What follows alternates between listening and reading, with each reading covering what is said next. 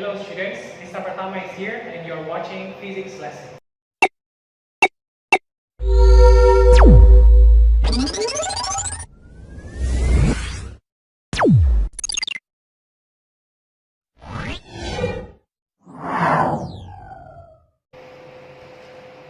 Okay guys, today we still in the chapter of superpositions of wave.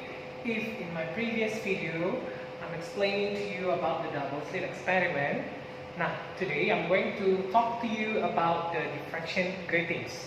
Okay, in my previous experiment, maybe some of you asking why Mr. Pratama didn't use any double slit, why he's using these diffraction gratings. Okay, so actually the difference between the diffraction gratings and also the double slit, you can see it on your textbook page 205. Okay, it is worth comparing the use of the diffraction gratings to determine the wavelength of light. Okay, with the diffraction gratings, the maxima or the fringe can be more sharp, and then also with the diffraction gratings, the maxima are also very bright. So rather than using a double slit, I'm using the diffraction gratings, so the light produced will be better. Okay guys, this is the diffraction gratings that I'm using in my previous experiment. I am using the 100 lines per millimeter. It means it has 100 slits per millimeter. Okay, the principle is the same as for the double slit experiment actually, but here we have light passing through many slits. As it passes through each slit, it diffracts into the space beyond. So now we have many overlapping beams of light, and these interfere with one another. It is difficult to achieve constructive interference with many beams because they all have to be in phase with one another.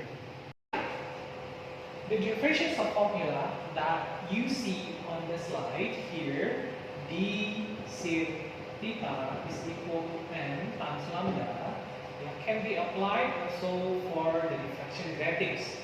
Okay, now for the double slit, there is no sin theta. Why? Because theta is very small, between the theta and also y over d.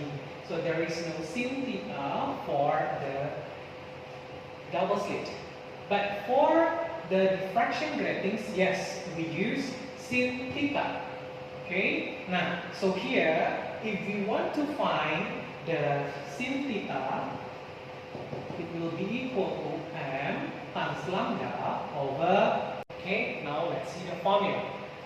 Sin theta is equal to m times lambda over d. While sin theta is angle between the 0th and the first fringe or maxima, m, or in your textbook they put n, is the number of slits observed, lambda is the wavelength of the observed light, and d is the separation between the slits.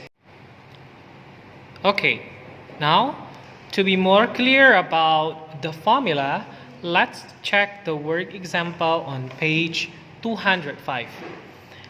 A monochromatic light is incident normally on a diffraction grating having 3000 lines per centimeter.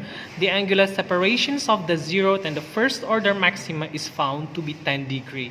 Calculate the wavelength of the incident light. First, we need to find the separations between the slit. Okay, since in 1 centimeter there are 3000 lines, so we need to divide 1 centimeter over 3000 slits or 3000 lines. Then we will get the answer 3.33 times 10 to the power of negative 6 in meter.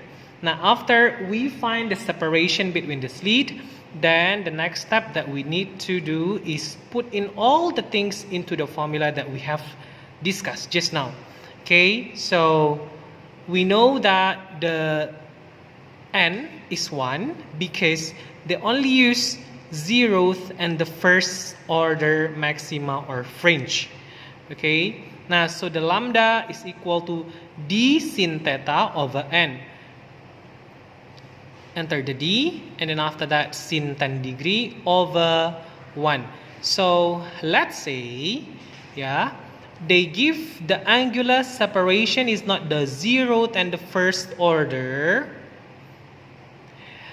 Let's say they are using the 0th and the second order maxima is to be 10 degree.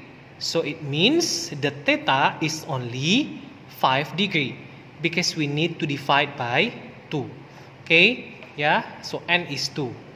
Yeah? Now, so here you will get the wavelength is 580 nanometer. Okay guys, that's all for today. See you again on my next video. Stay safe, stay at home.